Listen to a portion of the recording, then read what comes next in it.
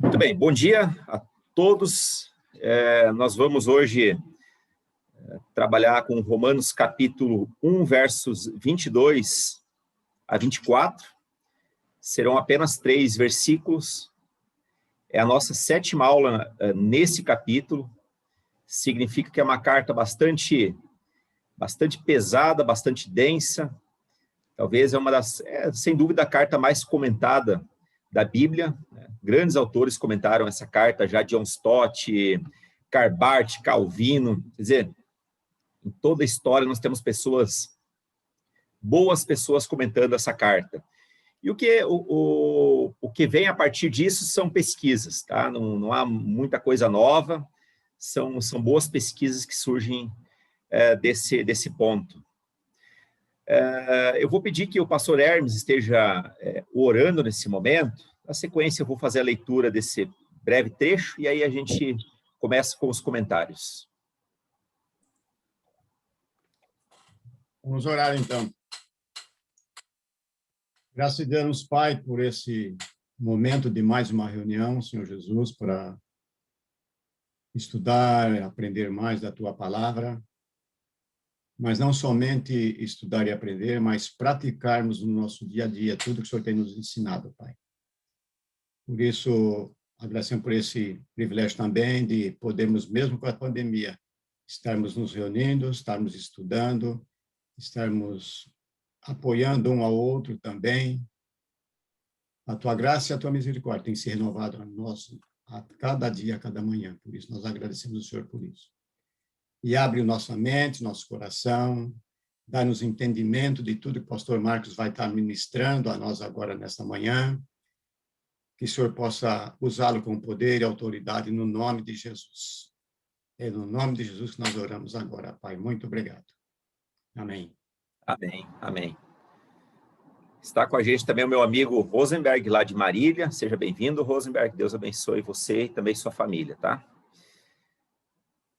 Muito bem, gente. Essa carta pode causar aí um pouco de estranheza, porque nós vamos falar bastante sobre a questão da ira de Deus, essa ira condenatória, também pedagógica de Deus. É que Paulo, primeiro, ele vai falar sobre o Evangelho, dá essa pista de que o Evangelho ele é revelado nas Sagradas Escrituras, tá certo? Ou que a salvação é revelada no Evangelho, melhor dizendo. Depois ele vai dizer quem que é o homem, quem que é a pessoa que recebe esse Evangelho. É o gentil ímpio, aquela pessoa que abandonou Deus, cometeu pecado de idolatria, descambou para a imoralidade de todos os tipos. E aí, claro, ele foi, então, vítima dessa ação de Deus. Mas depois o apóstolo Paulo vai construir toda uma teologia da salvação, dizendo como esse homem ímpio ele pode, então, se salvar, tá? Então, vai ser assim nesse primeiro momento, mas depois terão alguns assuntos, eu diria assim, menos pesados, né? Eu acho que menos pesado até é um exagero quando a gente fala de Romanos, porque toda a carta é bastante densa, tá certo? Os versos 22 a 24 nos diz o seguinte.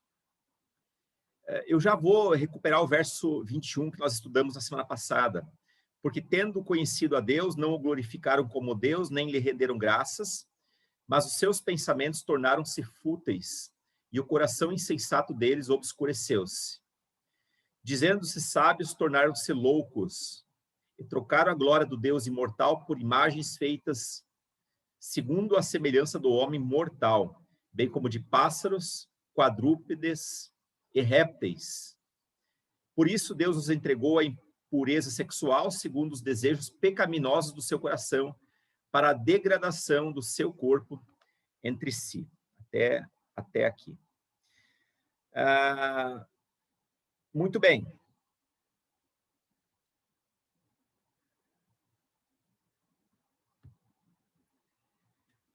No estudo anterior, segundo aquilo que a gente viu, sobretudo na semana passada, Paulo mostrou que Deus se revelou por meio da sua obra criada. Ele se mostrou por meio das árvores, do céu, essas coisas, infelizmente, em algum momento acabaram sendo divinizadas. Mas Deus colocou o homem como espectador da sua criação, a fim de que, por meio da criação, ao vislumbrar a criação de Deus, então ele pudesse adorar esse Deus. E esse homem, por si só, ele é indesculpável. Quer dizer, nós falamos ali sobre revelação geral na semana passada. Deus, ele se revelando por meio de toda a natureza. A revelação geral não é suficiente para salvar a pessoa. Não é. Mas torna o indivíduo indesculpável, porque ele viu a natureza, ele viu a obra criada, percebeu que tinha alguém muito poderoso por detrás dessa criação, mas ele decidiu tirar esse Criador de sua vida. E ao tirar esse Criador de sua vida, ele acabou criando seus próprios deuses, e é o que a gente vai ver nessa aula. Muito bem. Na sequência disso, o apóstolo Paulo ele faz um raio-x da humanidade e revela muitos problemas nas estruturas humanas, em todos os aspectos. Cada DNA nosso, cada pequena célula, ela está contaminada pelo vírus do pecado. O Hernandes Dias Lopes, que é um pastor presbiteriano, ele diz que Paulo traça passos pelos quais o mundo pagão descambou, do conhecimento de Deus verdadeiro para a idolatria mais degradada e abstrusa. Ele usa essa palavra difícil, e eu coloquei entre parênteses uma idolatria complexa. A gente vê uma complexidade de deuses, por exemplo, na Índia. O pastor Guto já esteve lá, e ele pôde testemunhar que todo aquele sistema de adoração é extremamente complexo. O nosso sistema, assim que a gente crê enquanto teologia, no aspecto redentivo de Deus em relação ao homem, é muito simples, ainda que seja difícil, às vezes, de entender como um Deus amoroso pode se fazer homem, vir e morrer em nosso lugar. Mas é relativamente simples comparado a algumas outras estruturas. No verso 21, vimos que o problema nunca foi falta de conhecimento. Ninguém pode alegar desconhecimento. Mas nós abafamos o conhecimento de Deus. Nós eliminamos Deus do nosso caminho. E nós banimos Deus das nossas vidas. E nós pecamos por isso. Essa rejeição, ela sempre foi consciente. Assim, mas e o ateu que não crê em Deus? Como é isso? Olha, é uma rejeição muito consciente. Ele decide, olha, eu não creio em Deus. E aí ele coloca lá os seus motivos, tá? E ao fazer isso, então, o verso 22 começa dizendo-se sábios, tornaram-se loucos e trocaram a glória de Deus imortal por imagens feitas segundo a semelhança do homem mortal, bem como de pássaros, quadrúpedes e répteis. Algumas versões trazem a palavra vermes, ao invés de répteis. O João Calvino, ele fala o seguinte sobre o versículo 22. Portanto, a arrogância que aqui se condena consiste em que, quando os homens deviam humildemente dar glórias a Deus, procuraram ser sábios aos seus próprios olhos e reduziram Deus ao nível da sua própria condição miserável. Isso, de certa forma, que foi feito. Tá? Quando se trocou a glória de Deus imortal, esse Deus invisível, mas real, de acordo com o que diz aquele cântico antigo, e quando o homem ele fez uma imagem de Deus, então ele reduziu Deus à própria condição humana, miserável e deplorável, porque não há nada de bom no coração do homem. Semana passada, a irmã Josi Machado levantou uma questão e eu fiquei ali a semana pensando naquilo que ela havia perguntado. Olha, por um lado a Bíblia diz que o homem injusto, não há um justo no mundo sequer, mas o Noé foi um homem justo. Ainda assim, poderíamos afirmar que ele é um homem justo, ou injusto, no caso. porque, afinal de contas, ele fez a arca. Aí eu fiquei pensando em Abraão, na aliança que Deus fez com Abraão, e Abraão aceitou isso, apesar de viver num contexto idólatra. É que Abraão creu em Deus e isso lhe foi imputado como justiça. Não foram as justiças pessoais de Abraão que tornaram ele justo, mas ele crer na justiça de Deus, isso que tornou ele justo. O mesmo também aconteceu com Noé, apesar de ser um homem pecador, né? Miserável homem que sou, já diria Paulo, né?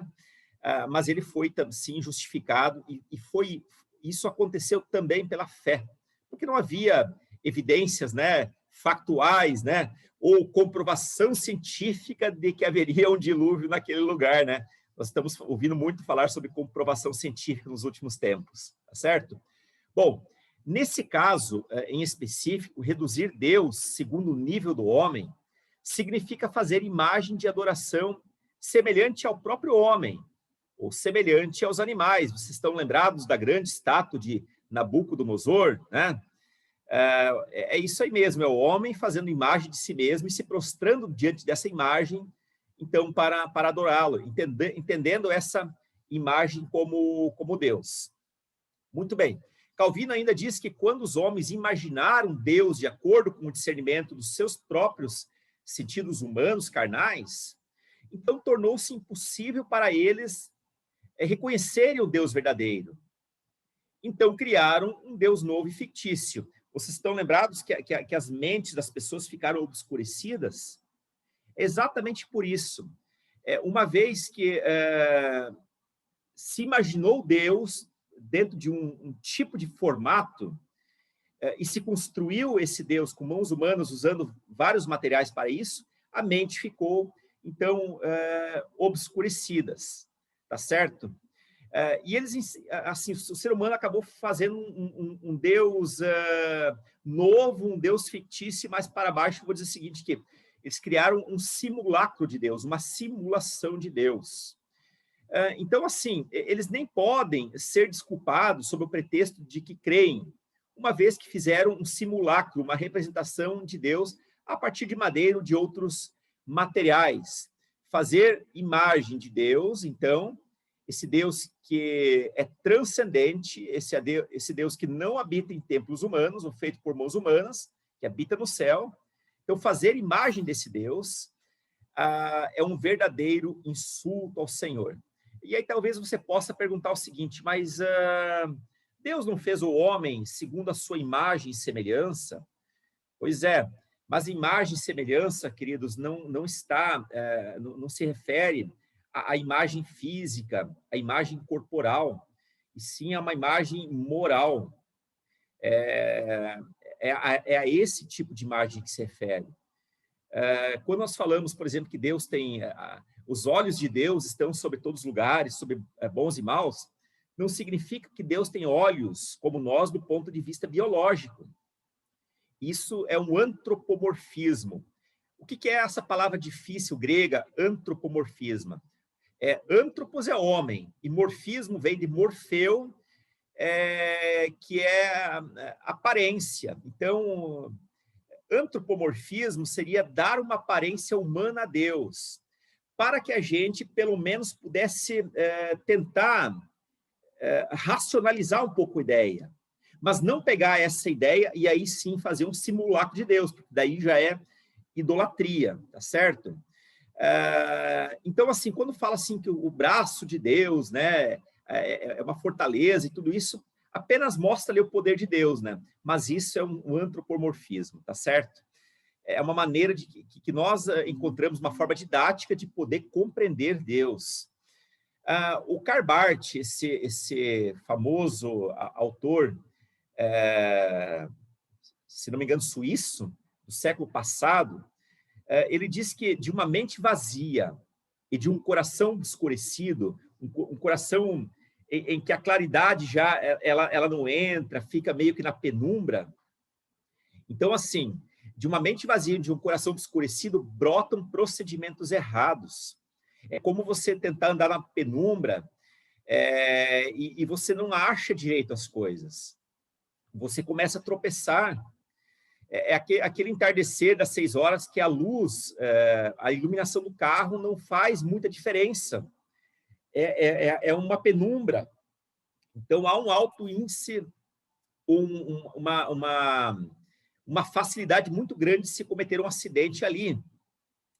E, de acordo com esse autor, quanto mais seguro o homem insubmisso se sentir do seu caminho, mais se transformará em seu próprio palhaço, pois ele engana a si mesmo. Nós vamos a um show de teatro, num circo, tem lá os palhaços fazendo mágica ou fazendo algum tipo de ilusionismo.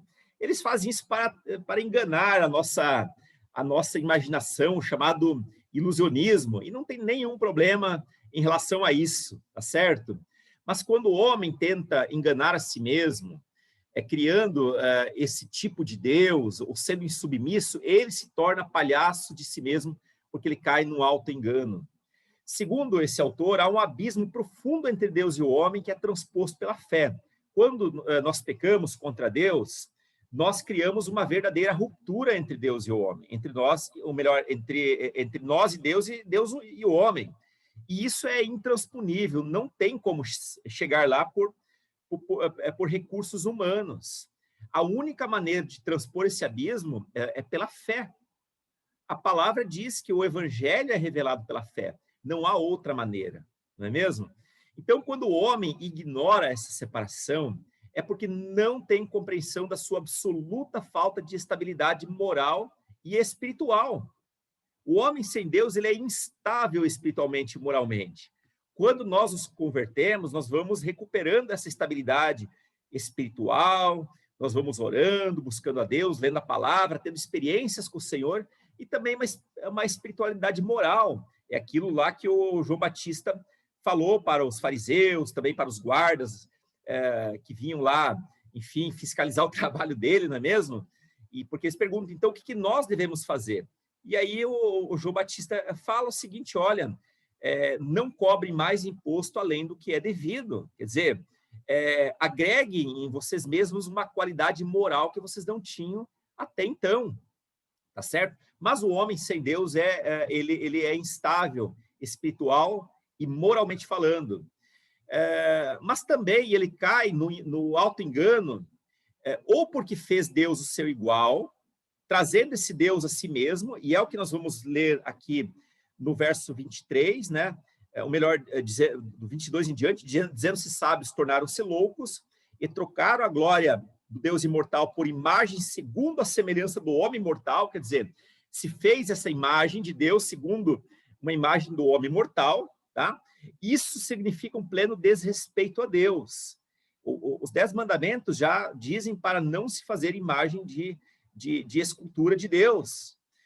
Ou então, se incorre na idolatria quando o homem tenta se elevar a Deus, fazendo-se igual a ele. Então, de qualquer modo, em ambas as situações, a idolatria acontece. Quando se reduz Deus ao nível do homem, ou quando o homem tenta se elevar de acordo com a estatura de Deus, né? E por conta disso, ele cai em idolatria e a sua conduta por si só, ela deixa de ser reta. Você imagina, quando o homem ele se sente Deus, ele quer fazer tudo. Ele acha que ele está no topo do mundo.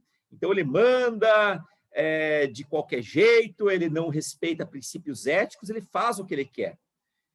E ao tentar ser Deus, o seu padrão de aferição some. Qual que é o nosso padrão de aferição? Né? O pastor Guto já certa vez pregou sobre o fiel da balança.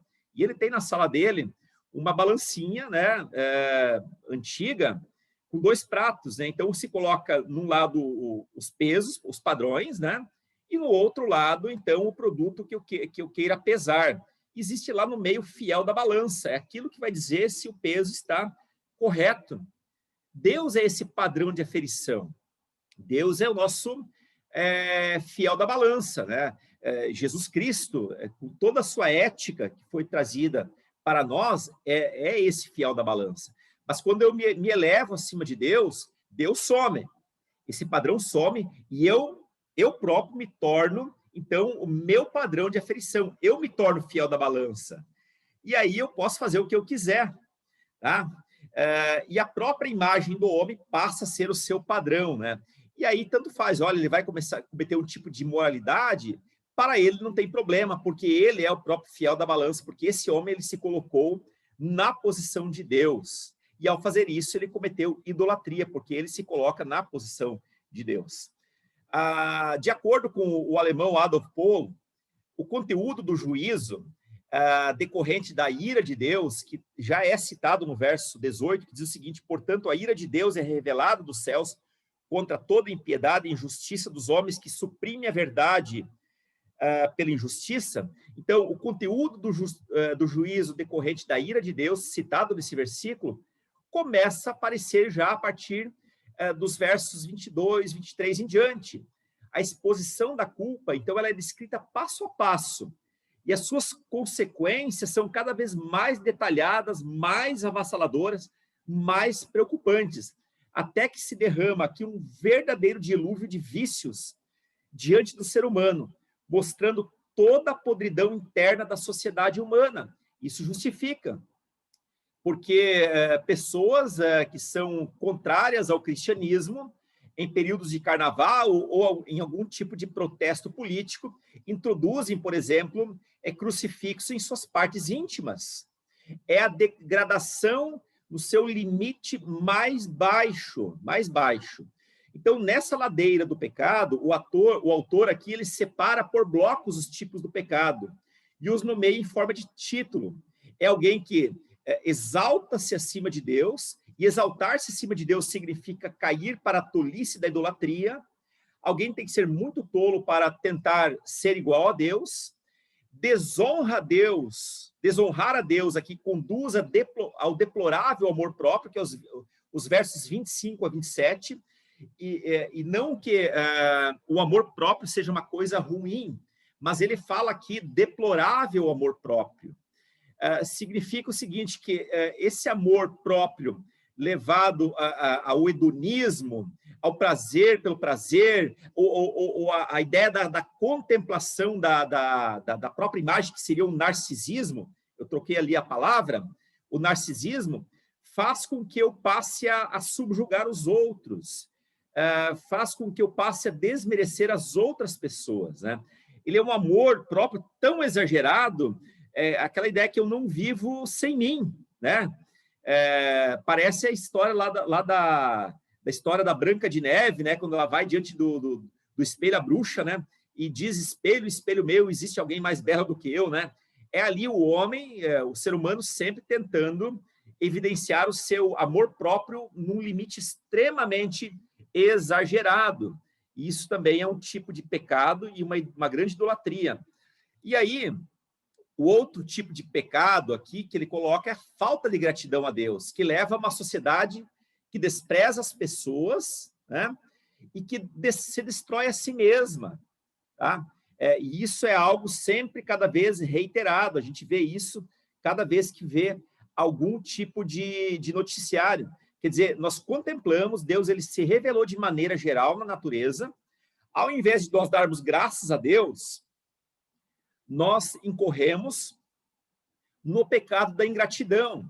E a ingratidão, ela sempre vai derramando, a semente da ingratidão, ela sempre vai encontrando terra fértil onde ela pode ser colocada.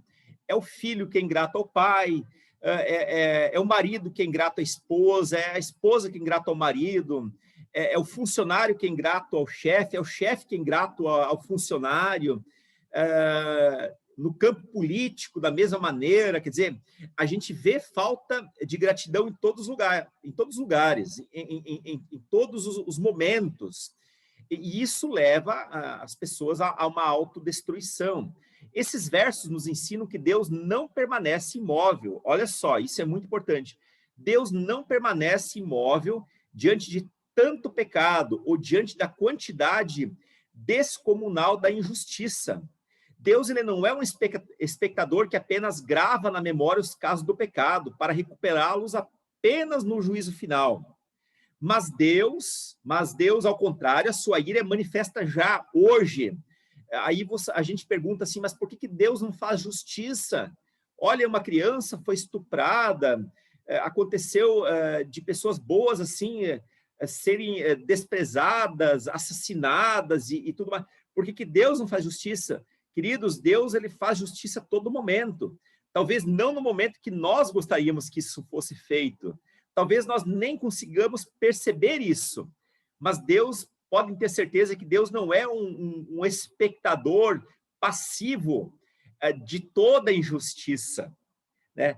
Pelo contrário, Deus, ele a todo momento vê a injustiça e ele pune a injustiça. A ira de Deus, ela é manifesta hoje, no momento presente. E essa ira se manifesta como uma resistência ativa de Deus. Precisamos lembrar que, apesar de que Deus é irado, e nós temos que lembrar que a ira aqui não é um sentimento humano, do ódio pelo ódio em si, mas a ira de Deus, ela é uma ira pedagógica com vista a nos restaurar, tá certo? Então, assim, Deus não tem prazer na vingança, mas ele tem amor pelo direito. E esta ira, ela sempre vai incendiar onde o mundo não está mais direito, quando o mundo ele está num estágio profano muito baixo. Nós vemos essa pandemia, né, assolando muitas pessoas todo dia, pessoas boas e pessoas más. E aí algumas pessoas tentam negar, dizendo que isso não é a ira de Deus, é que isso é um vírus, que isso aconteceu em todos os tempos. Não, é a ira de Deus se manifestando também. Mas por que essa ira de Deus tem que recair justamente sobre pessoas boas? A ira de Deus, às vezes, ela recai sobre o mundo, né? E, olha, quando uma avalanche acontece, quem está no pé da montanha vai ser submerso pela avalanche.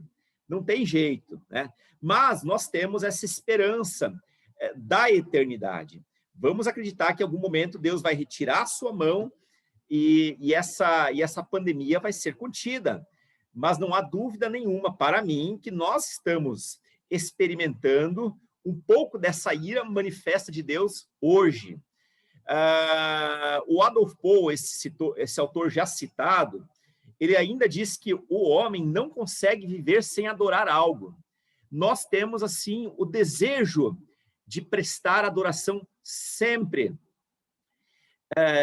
Mas até quem não crê em Deus, pois é, até quem não crê em Deus, ele tem um tipo de adoração, que é uma idolatria. E eu vou explicar um pouco mais isso. Uma vez que Deus tirou, uma vez que nós tiramos Deus da vida, nós talhamos deuses para nós mesmos. Isso é muito importante, porque isso fica gravado.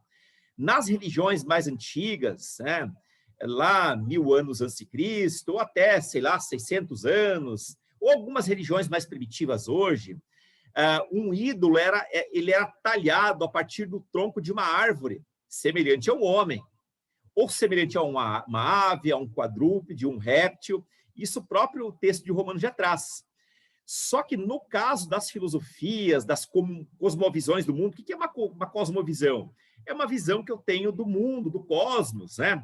O homem toma elementos do próprio pensamento, as suas ideias, os seus princípios éticos, as suas leis intelectuais, as suas doutrinas políticas.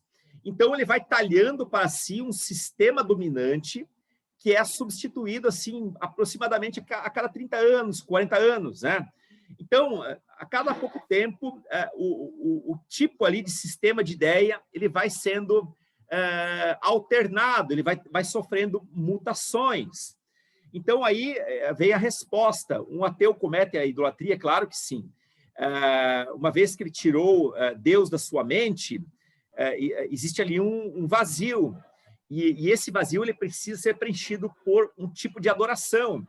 Então, ele vai adorar um sistema político, um sistema filosófico, e isso que vai acabar norteando a vida dele. Eu não quero dizer aqui que filosofia seja um pecado, alguém fazer um curso de filosofia ou psicologia, como infelizmente eu tive que ouvir esse tipo de barbaridade, não é mesmo?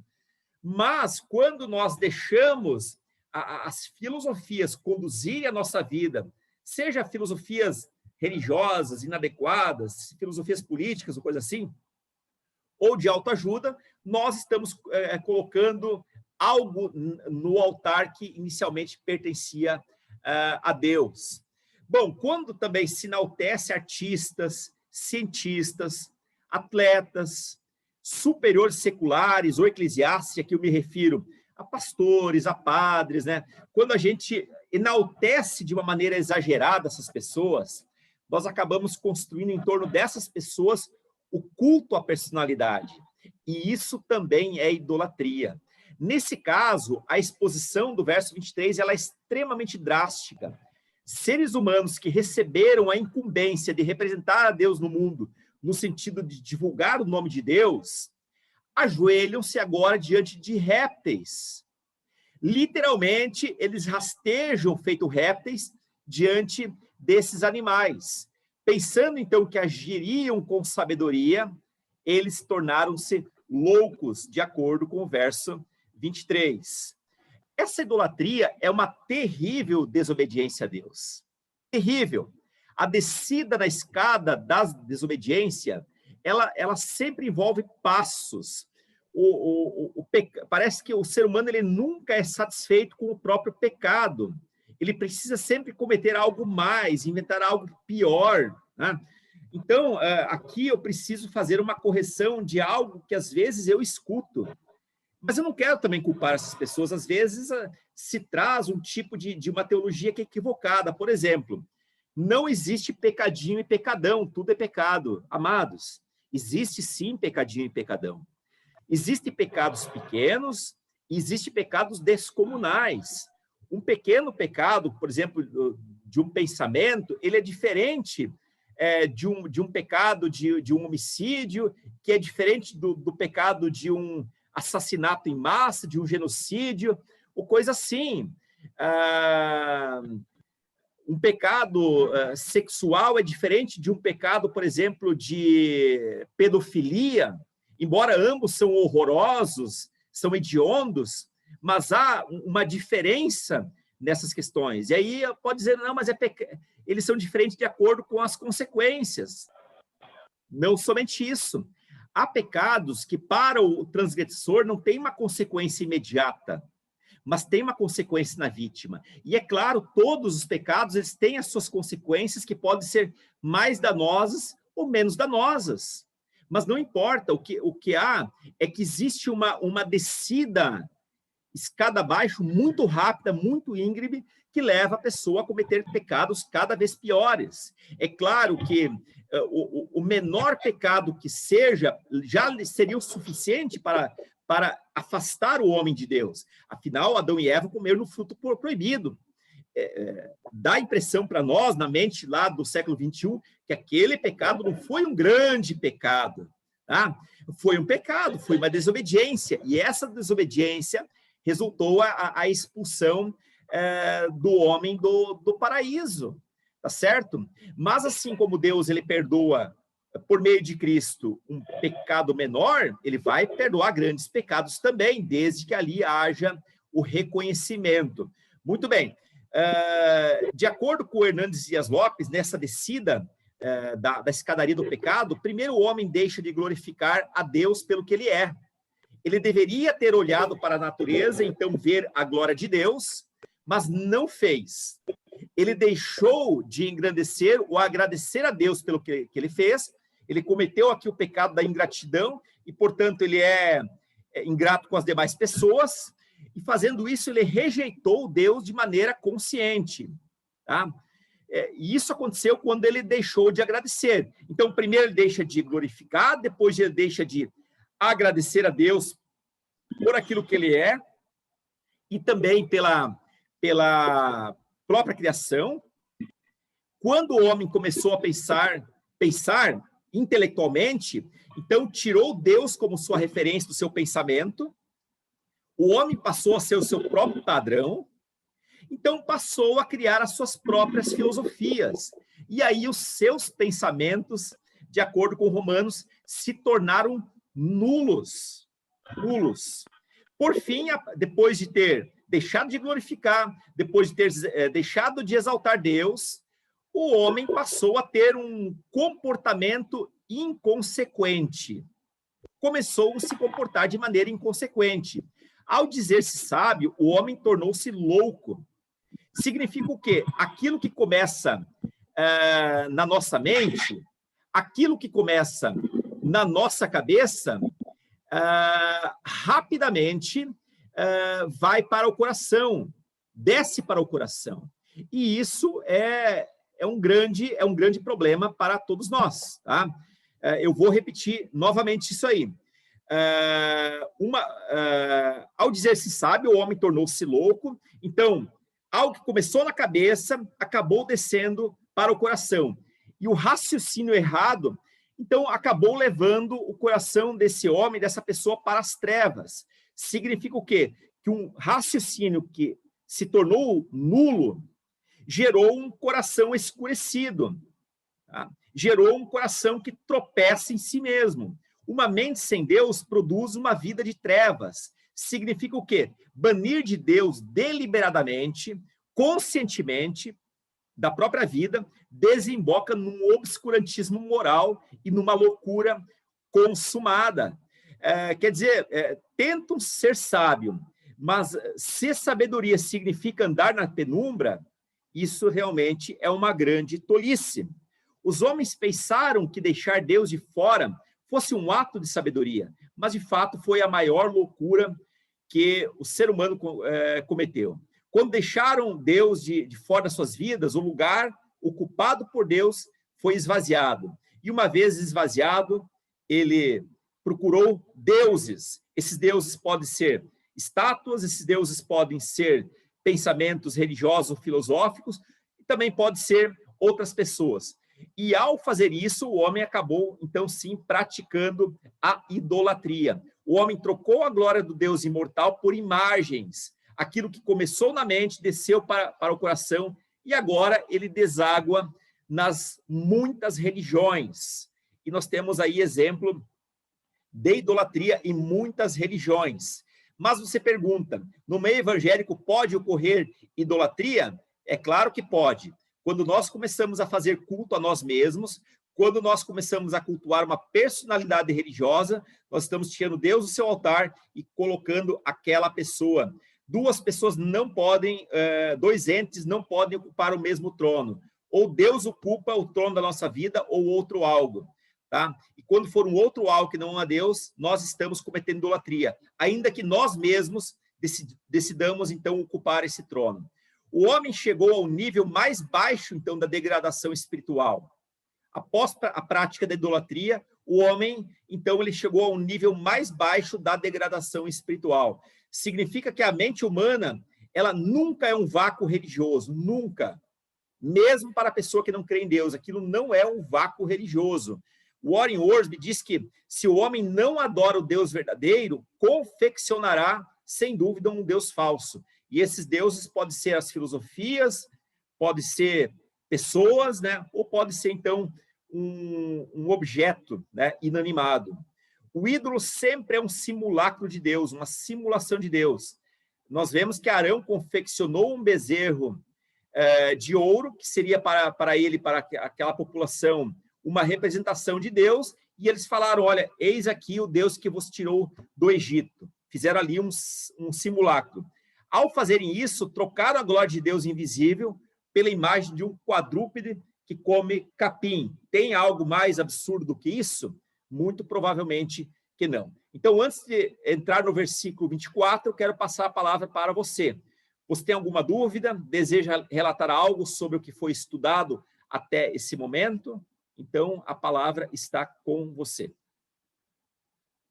E eu espero que eu estou me fazendo compreender.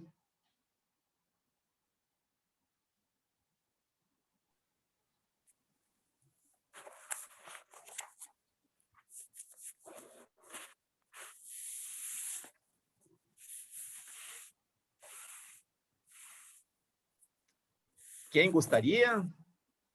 Alguma dúvida, alguma pergunta, alguma experiência, alguma questão que você gostaria de complementar nessa questão? Lembrando, irmãos, que eu não sou o dono da verdade, tá? Eu estou aqui para contribuir, mas sem dúvida, na sua experiência, você deve ter algo para compartilhar. Então, estamos em família, pode compartilhar. Só uma pergunta. Sim, irmã Luísa. Bem no início, quando nós vimos, o Senhor disse que Deus se revela na natureza, mas o homem, mesmo vendo Deus na natureza, ele decidiu não crer nesse Deus. E aí fala que a própria natureza mostra e demonstra que há Deus, que é Deus e tudo. Em Jeremias 31, 33, diz assim: porque esta é a aliança que firmarei com a casa de Israel depois daqueles dias, diz o Senhor. Na mente lhes imprimirei as minhas leis, também no coração lhes inscreverei. Eu serei o seu Deus e eles serão o meu povo. Esse versículo só diz respeito a quem é crente, ou é de uma maneira geral, todos os homens têm essas leis? Ali você está dentro de um contexto de aliança, em que Deus lhe fala para o seu povo, para o povo de Israel, tá certo? No entanto, há leis universais impressas nos corações, nas mentes de todas as pessoas. De todas as pessoas. Tá? Ali, naquele caso específico, isso se referia ao povo de Israel. Mas essa lei, hoje, ela está também impressa no nosso coração. Então, por exemplo, quando um cristão ele se desvia de Deus, a situação dele acaba sendo pior, porque ele teve a revelação de Deus por meio de Jesus, e ele decidiu negar isso. Ele decidiu negar isso. Isso é muito complicado, tá certo? Essa pessoa pode voltar sim, tá? Mas eu diria que aí dá a impressão, olha, aquela ideia assim, a quem muito foi dado, muito será cobrado, não é mesmo? Tá certo? Pode se referir em termos de dons, mas também desse conhecimento que nós acabamos tendo de Deus. Olha, eu sou pastor, né? O Guto é pastor, o Hermes, né? Tem muitas pessoas aqui hoje que são pastores natos, né? E tem anos de caminhada, né? Então, o pecado que a gente comete, se porventura cometermos, ele é cobrado até de uma maneira muito mais severa, porque nós sabemos o que não devemos fazer. Nós conhecemos, né? E quando a gente faz isso, então, por conta dessa lei agora que o próprio Espírito Santo imprimiu na nossa cabeça, né? Isso acaba assim, gerando um problema maior para a gente, tá certo? Eu não sei se eu consegui ser claro, irmão, ou não. Não, é joia. Tá. Mais alguém?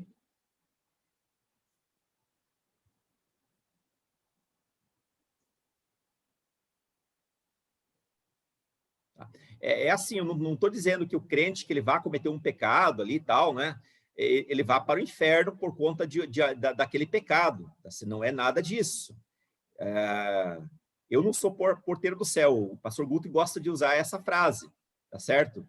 Então, não está nas nossas mãos decidir aqui sobre a salvação de ninguém. É Deus quem faz isso, tá? Deus, o Senhor Jesus, ele perdoa. De acordo com 1 João 2, verso 1, filhinhos, se cometermos algum pecado, o Senhor é fiel e justo para perdoar todos os pecados. Tá, mas mesmo no momento em que Jesus está vindo, sim, porque o Senhor Deus ele não está aqui, assim, eu diria assim, dentro de um contexto temporal, tá certo?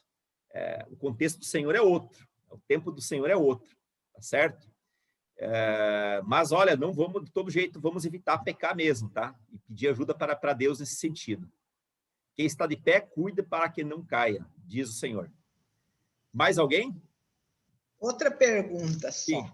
Quando um crente, ele é crente, está firme, está certo, ele começa a buscar, estudar e tudo, aí ele parte para uma filosofia. Eu conheço pessoa que aconteceu isso. E aí ele parte para uma filosofia e passa a não crer mais naquilo que ele crê e tudo. Isso, a gente pode falar que ele passou da cruz? Eu não entendo muito o que significa passar da cruz, irmã, mas assim, o que eu entendo é que nós temos algumas possibilidades. Pode ser que a semente caiu numa terra que não era fértil, tá certo? Pode ser que ele se convenceu por um tempo, pode ser que ele gostou do ambiente religioso por um tempo e até orava, mas pode ser que ele nunca se converteu. Se ele se converteu, em algum momento ele vai voltar. Tá?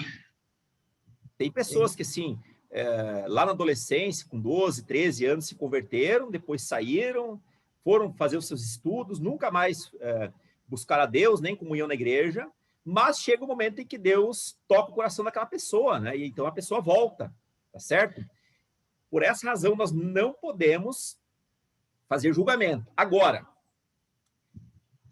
aí a gente entra num outro detalhe. Quer dizer que então nós não podemos julgar. Assim, o julgamento ele tem algumas questões. Por outro lado, a Bíblia também diz que pelos frutos sereis conhecidos. Então, se é uma pessoa que nunca, assim, que passa a cometer imoralidade de toda natureza, sabe? Tem uma vida totalmente depravada, queridos, não é uma questão, que eu estou julgando a pessoa. A própria Bíblia que julga. Né? Significa que aquela pessoa não tem fruto de arrependimento. E aquela pessoa não é salva. Tá certo? Tem gente que, por mais que abandona a igreja e tal, eles não têm uma vida totalmente imoral. Eles continuam tendo uma vida moral, regrada, educam bem os filhos, mas há pessoas que estão na igreja um tempo, depois elas descambam. Essa pessoa, de fato, nunca experimentou a salvação. Tá? Então, não sou eu que estou julgando, não. A própria palavra já fala isso. Pelos vossos frutos sereis conhecidos, tá? Temos mais alguma dúvida? Mais uma, e aí a gente volta para o texto.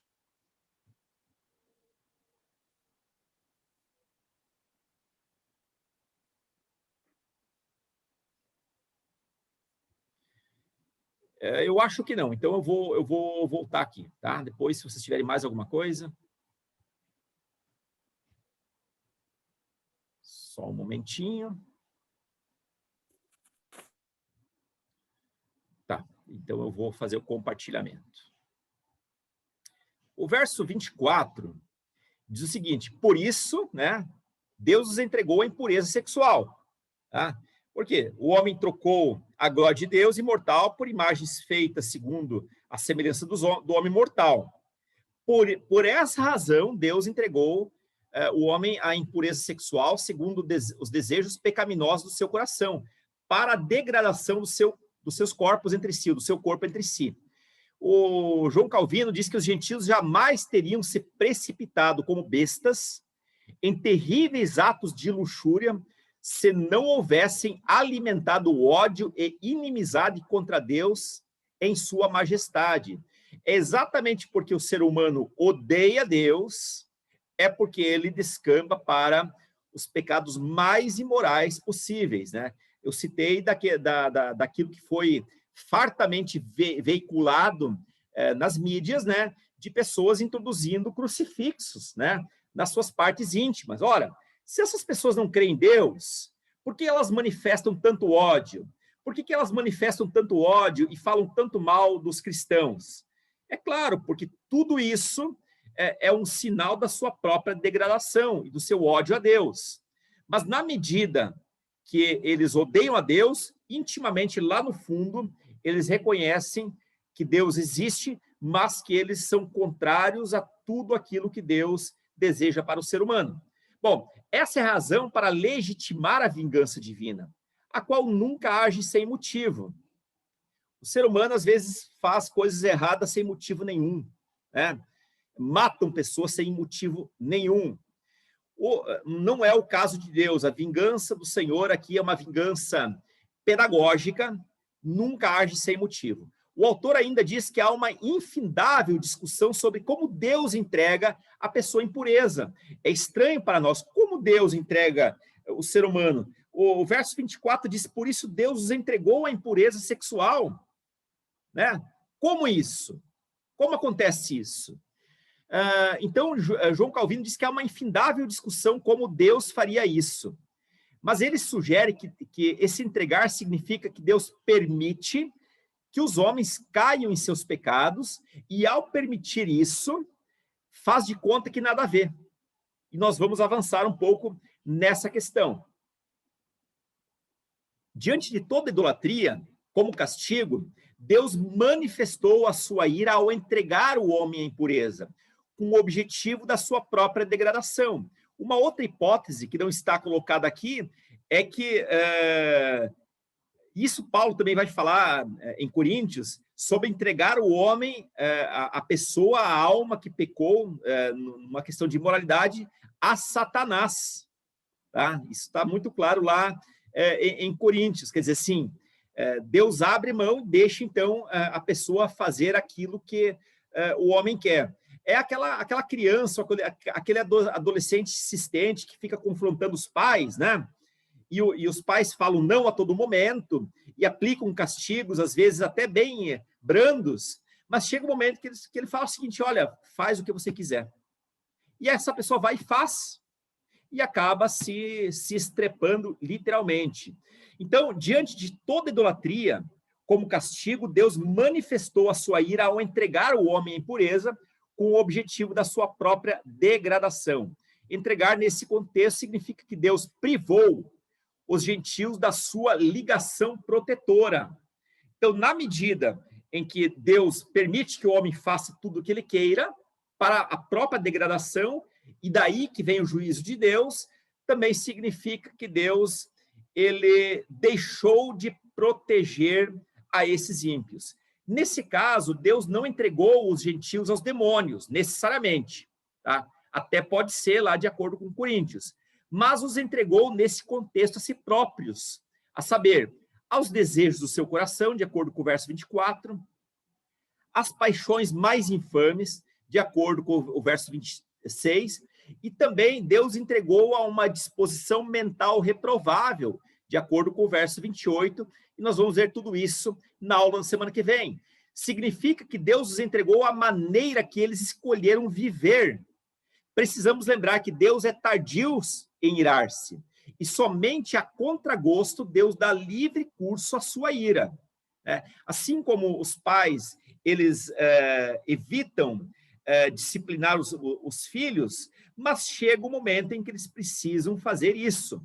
Chega, no entanto, o momento em que a paciência de Deus, assim como a nossa, não favorece mais o ser humano, pois o homem poderia acostumar-se com a ideia de que pessoas más vivem muito bem, não precisando sofrer as consequências dos seus atos. É o que acontece com a criança indisciplinada, porque os pais não a disciplinam, elas acham que as suas más obras, né, os seus maus atos, não lhe trazem consequências nenhuma. Então, elas passam a dominar a casa dos seus pais, né? Então, Deus, em algum momento, ele freia essa atuação do ser humano, ele se ira contra o ser humano, fazendo ele sofrer na pele, na sua carne, as consequências dos seus atos, para ver se em algum momento esse homem iníquo, pagão, ímpio, volte o seu rosto para Deus. Então, mais uma vez, além de ser uma ira condenatória, ela tem o objetivo de trazer essa pessoa para si mesmo, para Deus. Os juízos de Deus ainda não são totais. Deus derrama a sua ira, mas não é um juízo total. Do contrário, todos nós seríamos destruídos. Mas esses juízos são aplicados como freios, que são acionados, mesclados aqui com muita paciência e longanimidade.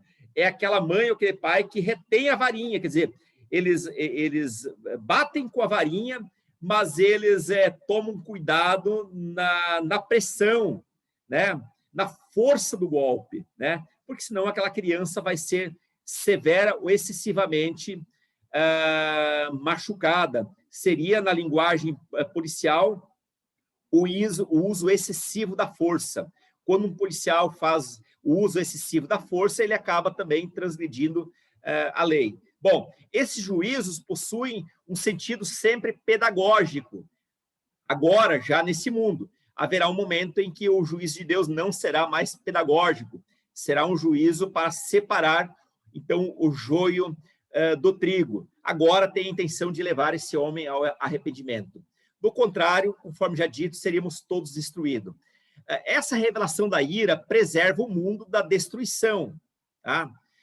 Então, para revelar a justiça de Deus por meio do evangelho. E a ira de Deus preserva o mundo da destruição de duas maneiras.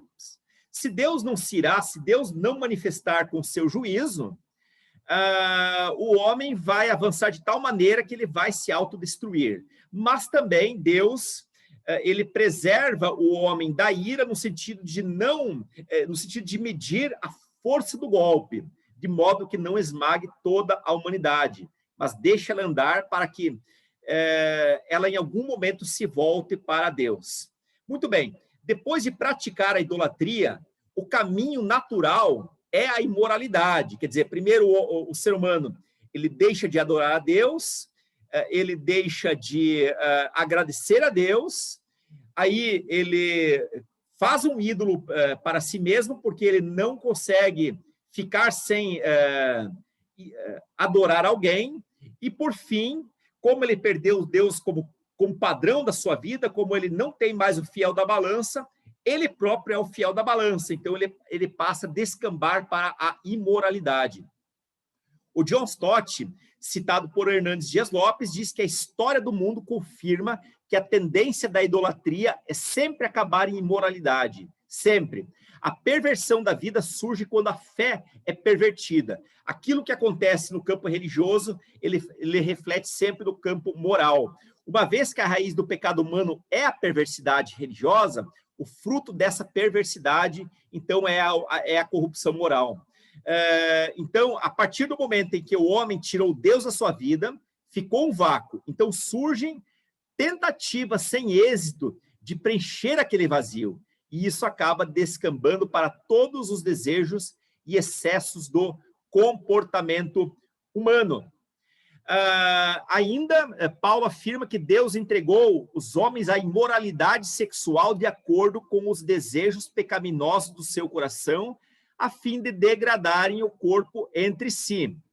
Essa impureza sexual, antes de tratar um ato em si, que para muitos poderia ser prazeroso naquele momento, trata-se do juízo de Deus.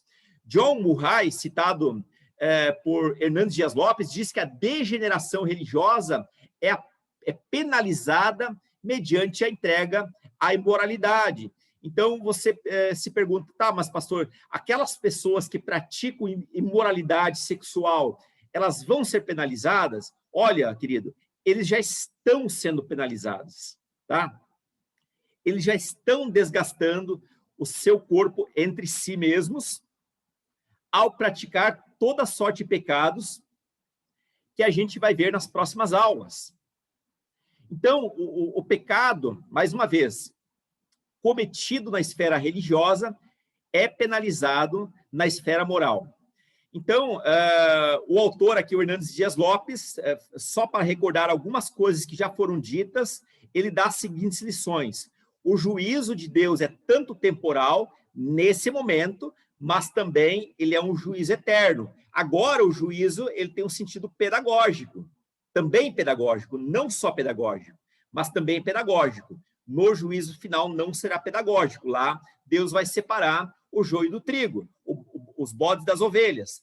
Significa que Deus não coleciona pecados para trazê-los à tona no juízo final. Embora o derramamento da plenitude da ira de Deus ocorrerá no futuro, já no presente momento o pecador sente os seus efeitos. Segunda questão, o juízo mais severo de Deus é dar ao homem o que ele deseja. Nesse caso, não há castigo pior para o homem que ser entregue a si próprio. Tá? Deus pergunta o seguinte, olha, é isso que você quer? De fato, seja feita a sua vontade. Já que é isso que você quer, então, ande por esse caminho.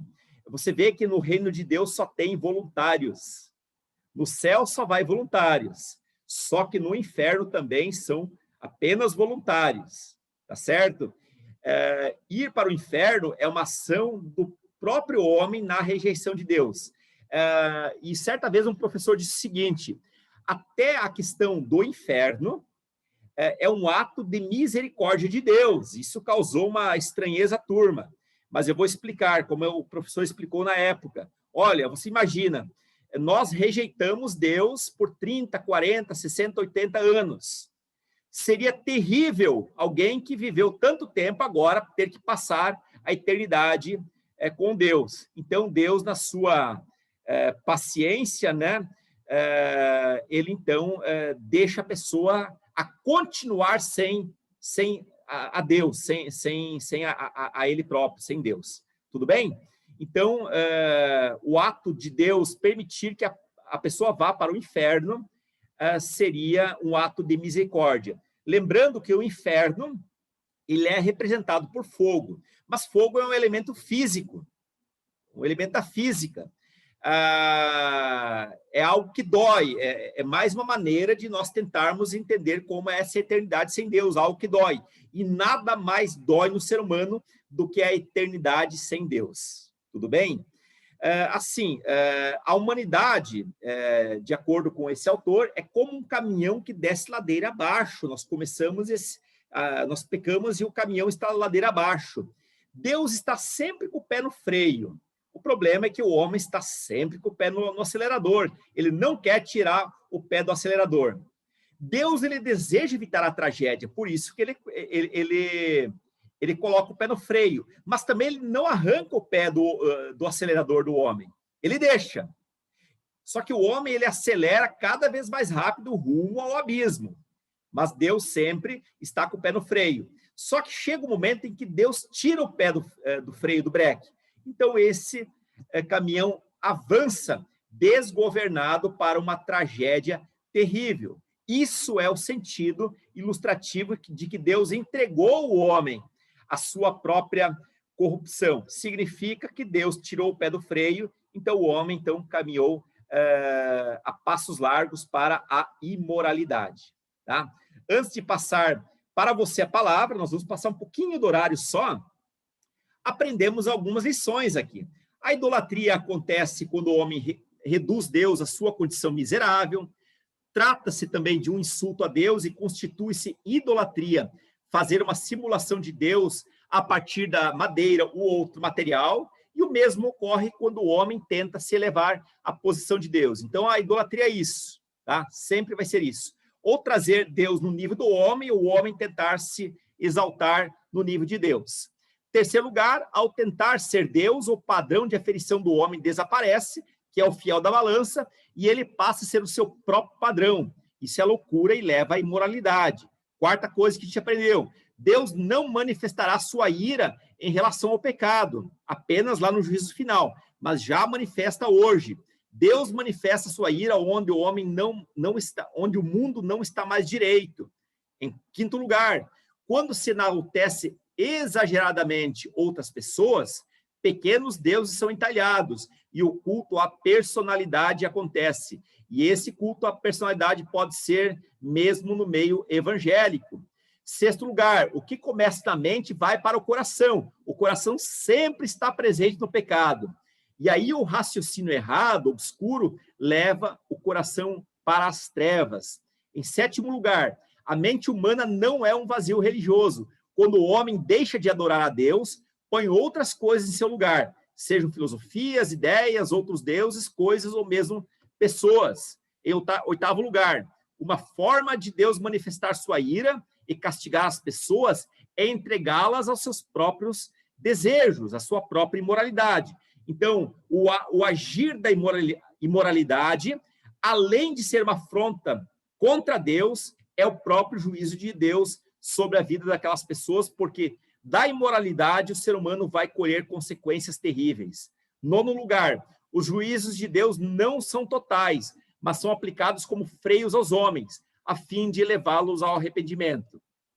Acontece que haverá um momento em que Deus irá tirar o pé do freio. E, por fim, a prática da imoralidade é o caminho natural da prática da idolatria. Né? Quer dizer que não se para na idolatria, mas se descamba, então, para a imoralidade. Agora eu quero saber de você. O que você aprendeu? O que Deus falou para você até esse momento? Faz sentido? Não faz sentido? Como você vê que o mundo está? Tá certo? A palavra está com você. Ou, se tem alguma dúvida, será um prazer a tentativa de responder a sua dúvida. Talvez não consiga. Posso falar, pastor? Opa, deve. o que eu entendi de tudo isso e do que nós estamos vivendo. Eu entendi na minha vida que a verdadeira conversão, porque até então a gente pensa que ir na igreja, fazer as aulas, estudar, eu estou convertida, eu não estou. Então, eu aprendi o que é uma conversão. Porque eu sou chamada todo dia para orar de madrugada pelo Espírito Santo. E eu mudei completamente. Eu vi o que é uma conversão a partir do momento que eu aceitei Jesus sinceramente como meu verdadeiro Salvador. E Jesus me estendeu a mão e falou: calma, agora é hora da sua conversão. Foi isso que eu senti. Então, eu entendi. A mudança acontece a partir do momento que você...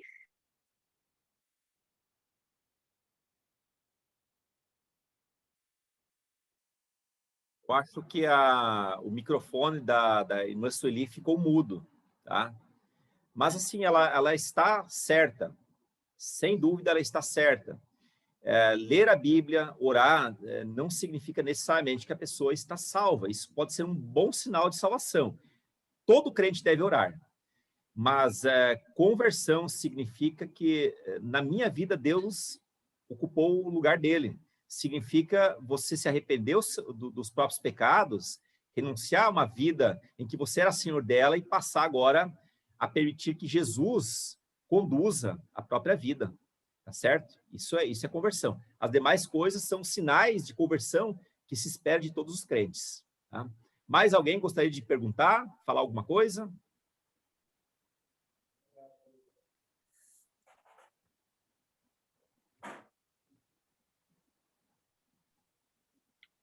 Pastor, Sim, Ademir. deixa eu ver se eu consigo formular uma questão aqui que está martelando já há algum tempo.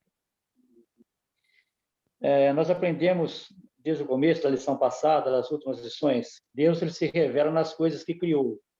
Ponto. Sim. Isso é quase que um resumo geral, né? Agora, tem uma palavrinha que fica no meu coração que chama-se despertar.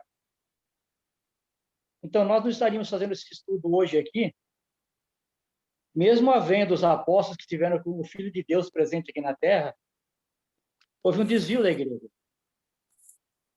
Mesmo na época de Moisés, as pessoas, nós acabamos de ver agora a questão de Arão, né? Ele estava junto com Moisés ali e fez um bezerro de ouro. Então, a questão que me fica no coração é a seguinte: parece que as pessoas precisam ser despertadas. Em todas as eras que nós estamos vivendo aqui na Terra. Um exemplo prático. De frente da minha casa aqui, a nossa vizinha de frente aqui, ela está com Covid, já vai indo para 3 semanas internada. A semana passada, já faz uma semana, a Diva estava lá com a gente, ela estava na foto, estou perguntando para a filha dela, Amanda, como é que está a Edma, né? Ela falou, ela está indo, está internada, está na UTI, e falou umas coisas fora da casinha. O que é falar umas coisas fora da casinha? Eu estou trazendo para a vida prática essa pergunta, pastor. Tá? O que é trazer para fora da casinha? Eu e a Diva, nós aprendemos, devido às internações da Diva, e pelo fato das minhas filhas nos auxiliarem muito, a gente aprendeu que a pessoa fala as coisas fora da casinha para estar com um problema no pulmão, uma embolia. Então, isso eu aprendi aí, as duas causas com a Diva, percebi uma coisinha de nada. Então, ela não sabe disso, porque ela nunca passou por isso. Eu achei por bem não falar, porque a gente vai acabar assustando, né? Não sei até que ponto deve falar ou não. Então, não foi desperta para isso ainda. Eu sei, se a pessoa, hoje eu sei, eu aprendi isso aí a duras penas, né? De que se a pessoa começa a falar alguma coisa fora da casinha, ela começa a falar aquelas coisas sem nexo, muitas vezes, ainda por menor que seja, ela pode estar com começo de embolia. E essa embolia no pulmão pode levar à morte, se não for tratada. E a Diva correu esse risco com um médico do lado dela. ela só não agravou porque as minhas filhas sabiam disso, eu não sabia. Papai, chama a doutora Luciana Sgarbi porque para ver quanto é que está a oxigenação da mamãe. Tá? Aí que eu comecei a pegar e corri na doutora Luciana, ela foi socorrida ali. Aí minha filha veio também, assistiu ela também com a doutora aí e tudo mais. Então, elas não sabem disso. Semelhantemente, né, nós não estaríamos fazendo esse estudo aqui se o Martinho Lutero não tivesse sido desperto, né? Então, ele teve um chamado de Deus, ele foi despertado para entender a verdade, porque as pessoas eram religiosas, falavam em Cristo, mas também adoravam, como hoje ainda adoram, né? Imagens, né? Então, até onde fica essa diferença desse amor de Deus, né? Para com respeito àquelas pessoas que, embora não cometam muitas vezes atividades imorais, ilícitas, etc., coisa e tal, mas são religiosas ao extremo, achando que estão no caminho de Deus, mas não foram despertados para a não idolatria. Quer dizer, elas estão vendo que esse céu maravilhoso que estamos vendo aqui foi criado por Deus. A gente adora a Deus, agradece a Deus todos os dias por ver isso, né? Mas muitas pessoas olham e ficam na mesma, quer dizer, eles continuam adorando, e se o senhor passar agora na igreja matriz da cidade ali, as pessoas vão passar e vão fazer o sinal da cruz em frente à igreja, né? O senhor, eu vi ontem mesmo, a pessoa aqui, com a sua simplicidade, ele tira o chapéu para passar em frente à igreja. Isso é uma forma bonita de temor a Deus, só que, na verdade, ele está adorando uma igreja, uma estátua, né? Quer dizer, como é que Deus age no coração dessas pessoas? E aí também inclui os índios, inclui as pessoas do mundo todo, né? Da África à Ásia, né? As pessoas que não tiveram esse despertar, né? Que teve o Martinho Lutero, e as que não tiveram essa graça que nós estamos tendo de aprender isso agora, né? Não sei se eu consegui. Não, conseguiu. As pessoas, de modo geral, de acordo com o que nós já vimos também, elas são indesculpáveis, tá? O que nós precisamos, eu acho que a palavra-chave que você usou aí é a palavra despertamento, tá certo? Deus deu esse primeiro passo, tá certo? E basta nós ir ao encontro de Deus, tá certo? Lembrando que as pessoas, elas não são punidas ou vão para o inferno por conta de um pecado isolado, mas elas vão para o inferno por terem rejeitado a crucificação de Cristo, tá? Não terem se convertido. Isso que condena, tá? Você falou numa questão ali acerca da Igreja Católica e tal, né? Mas nós, muitas vezes, como evangélicos, construímos os nossos ídolos também, né? Isso acaba sendo danoso para as nossas vidas. Nós vamos para o inferno por conta desses ídolos, do culto à personalidade? Eu tenho temor de dizer que a pessoa vai. Eu acho que não. Tá? Porque o que leva a pessoa para a salvação, que salva a pessoa, é Jesus Cristo. Talvez aquela pessoa precise amadurecer, ela precisa ainda caminhar um pouco mais, tá certo? E aí, abandonando os seus ídolos, que podem ser ídolos do coração, o trabalho dela pode ser um ídolo, tá certo? É que tem coisas que parece que são... A coisa que, quando é mais visível, né, como uma estátua, parece que aquilo tem um peso maior. Né? O problema são os ídolos que nós construímos no nosso coração. Tá? E isso também é problemático. Eu não estou dizendo que você esteja errado, Ademir, mas nós temos muitas coisas no nosso coração que a gente idolatra, tá certo? E aí é uma questão de despertamento, tá? Permitir que Deus nos desperte com o Santo Espírito dele, tá? De modo que a gente possa amadurecer e parar de fazer coisas que não convém, tá certo? Eu não sei, eu respondi a sua questão ou não? Tudo bem. Mais alguém? Sim, pastor Guto. Fazer só uma parte. Na verdade, Ademir, esse assunto vai ser bem abordado quando a gente entrar no capítulo 2, né? Então, tem aí um pouco de paciência. Quando a gente entrar no capítulo 2, a gente vai ficar muito claro essa questão aí, viu? Tá bom, obrigado, Guto. Mas é isso. A gente vai aprofundando aos poucos, tá certo? Né? Mas assim mesmo, agora só fazendo mais um parênteses. Nós temos, eu creio que nós temos muitos irmãos católicos. Assim, apesar que nós não concordamos com as doutrinas deles, algumas doutrinas deles, né? Há muita gente convertida lá, tá certo? Então, assim, não é a igreja que vai salvar a pessoa, tá certo? Mas também não é a igreja que vai levar a pessoa à perdição. Claro que a igreja pode facilitar isso tudo, né? O processo. Tá? Uma igreja que prega a palavra e tal, ela acaba facilitando, tá? Mas a gente vê que problemas de idolatria tem tudo que é parte, alguns mais, outros menos, tá certo? Muito obrigado, Ademir. Eu acho que você já ajudou a antecipar algumas coisas aqui que a gente vai aprofundar em outros momentos. Mais alguém aqui para finalizar? Estamos quase 10 minutos. Eu quero falar uma coisa. Sim, Esther. Pode falar. Esse versículo que fala, em Isaías 55:6, busquem o Senhor enquanto é possível achá-lo. Clamem por ele enquanto está perto. Eu posso, se eu estiver orando por uma pessoa há muito tempo, até que ponto que eu vou saber que ele já deixou, não vai se deixar achar? Irmã Esther, não tem como saber. Tem pessoas que se converteram no leito de morte. O camarada lá orou por 30 anos. A mulher orou 30 anos, 40 anos pela conversão do marido. Lá antes da último suspiro, ele falou, eu aceito Jesus. Não tem como. Então, nesse caso, a esperança como virtude, conforme a gente aprendeu ontem no culto à noite, é isso aí. A esperança é uma virtude que a gente tem, dado por Deus. Então, nesse caso, nós vamos orar até o fim. Até o fim. Ainda que ela diga, não, mas eu vou orar por ela, porque Deus pode alcançar o coração dela, se ela se deixar também ser encontrada. Então, se ela se deixar. Tá bom, obrigada. Mais alguém? Será que podemos finalizar? Então, vamos finalizar. Tá? Passou um pouquinho do nosso tempo, nos perdoem, tá? Não vou prometer que não vai acontecer de novo. Pode acontecer. Tá bom? Vamos orar. Deus amado, muito obrigado em nome de Jesus, porque o Senhor nos deu muitas lições interessantes. O Senhor realmente clareou esse assunto, e talvez ainda ele é um pouquinho pesado, ainda um pouquinho obscuro na nossa mente, talvez nós não vamos entender agora todos os mistérios por trás dessa palavra, mas que o Senhor nos ajude. Tome conta dos teus filhos e filhas, abençoe aquela vizinha do Ademir, que está acamada com Covid, que ela possa ter restauração, mas principalmente que ela possa ter restauração da alma dela.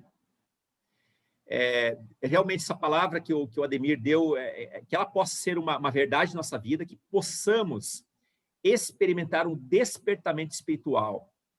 Eu acho que é isso que falta para a maioria de nós, um despertamento, de modo que não sejamos apenas meros leitores da tua palavra, mas pessoas que venham a praticar ela.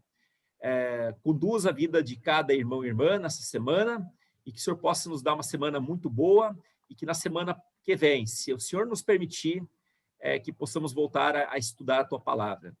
É assim que nós pedimos e agradecemos em nome de Jesus. Amém. Amém. Amém. Amém. Amém. Bom domingo para todos. Bom domingo. Bom dia a todos. Bom domingo. Um abraço. Tchau, tchau. Bom domingo. Deus abençoe. Obrigado, pastor. Obrigado, gente. Tchau. Obrigada. Tchau, gente. Bom domingo para todos. Obrigada. Bom jejum.